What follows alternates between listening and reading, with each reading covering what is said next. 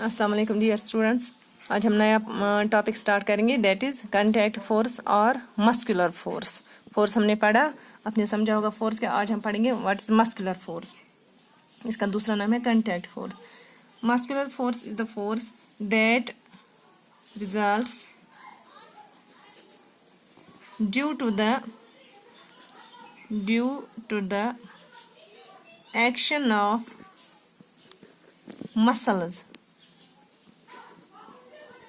in our body गो muscular force. अथी contact force वन वन बह क्या कंटेक्ट फोर्स वन गो समझो तुम muscular force results due to the action of muscles in our body. यह सो फोर्स युस गस कर ये एक्शन करो कह मसल मज। फॉर एग्जांपल बह तुल कह चीज तो बह तुल बाल थोद या तुम तुलियो बाल थोद, यह गो मेन मसल मज एक्शन, यह गई तमे सत पे गो बाल पे गो फोर्स एप्लाई, मगर यह गो due to the action of muscles in our body.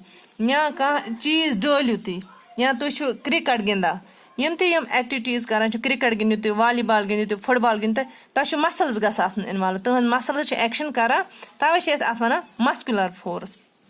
बीच वन कंटेक्ट फोर्स। कंटेक्ट फोर्स हेको तेल force that can be applied when it is in contact with the object यह क्या गो अत वन तेल कंटेक्ट फोर्स ये कंटेक्ट गस ऑब्जेक्ट सत object तो कह बॉडी रल पान वी थप बस तुलान बाल थोद या तुम करो बाल थप तुज बॉडी रले अत सत करो अत थप तह गो कंटेक्ट अत सत तवे अत वन कंटेक्ट फोर्स। यम तुम डेली एक्टिविटीज करान तुम खेयू सह गो कंटेक्ट, या चेयू या बाल रुकयू, बाल तेज करो, स्पीड इस ओतर पे पर स्पीड हुरावान बाल हज या स्पीड कम करान, या कुन चीज़ करो तुम किक लत सत मारियो तुम बाल लत, सो सह कंटेक्ट फोर्स मन क्या तुम तथ सत कंटेक्ट करान, तुज बॉडी तथ सत रलान। ब्या तथ वन अथी वन मस्कुलर फोर्स। क्या मस्कुलर फोर्स वन तिज तह मन अत फोर्स इन्वॉल्व यम साथ गसान तम साथ तुहद मसल्स या सन मसल्स अत मज इन्वॉल्व गसान। या फॉर एग्जांपल वन बह ब्या एग्जांपल गुर पकान सह कुन रेडस पकनावान या सह कुन काटस पकनावान या कुन यम एनिमल्स तिहद तम फोर्स तम त मस्कुलर फोर्स, तम तम कर कम सत मस्कुलर फोर्स सत तिज तिहद मसल्स गसान इन्वॉल्व तथ मज ये तम कह या खर लमान कुन चीज़ या सामान सारा या बे कुन कह कर तथ वन तिज तिहद मसल्स गसान इन्वॉल्व यम तो कह चीज कुन चीज़ लम सह गुरस लम या गुर लम टांगस लम या रेडस लम या बे कुन चीज़ लम सह लमान तथ पे फोर्स कर अप्लाई, मगर कुस फोर्स अप्लाई कर muscular force Teej तिहद muscles involve गसान बे अत वन कंटेक्ट फोर्स तिज सह तथ सत कंटेक्ट करा। You see muscular force, it enables us to perform all these activities.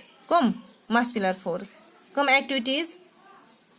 For example, one बता movement यह गसान muscular force सत, या bending of our body तो यह क्या usual activities नित bending of our body ये वन muscular force। या अस body मन गसान processes, for example process of digestion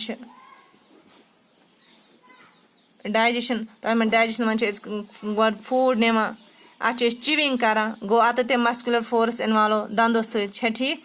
पे वोत एलिमेंट्री कैन ये फूड पाइपि मज तम पे थोड़ा डाइजेशन गसान तथ मज मसल्स, तम पे वोत स्टमक्स मज अत सारी वन एलिमेंट्री कैनाल तथ मज मसल्स यम सोरी अत प्रोसेस ऑफ डाइजेशन सारी डाइजेशन कंप्लीट गसान यह गसान मस्कुलर फोर्स सत मस्कुलर फोर्स। अथी वन यह कंटेक्ट फोर्स। या ब्या प्रोसेस बॉडी मज गसान ब्रीदिंग, लंग्स नमो शाह अंदर लंग्स एक्सपेंड गसान गई मसल्स अत इन्वॉल्व त्रो शाह नबर लंग्स बे वाता पे नॉर्मल पोजिशन मज अत मज गसान मस्कुलर फोर्स या कंटेक्ट फोर्स ते वनो अत मस्कुलर फोर्स। ब्या force that is force of friction, सह नमुक पार्ट सह परो सुबह इंशाल्लाह। अल्लाह हाफिज़।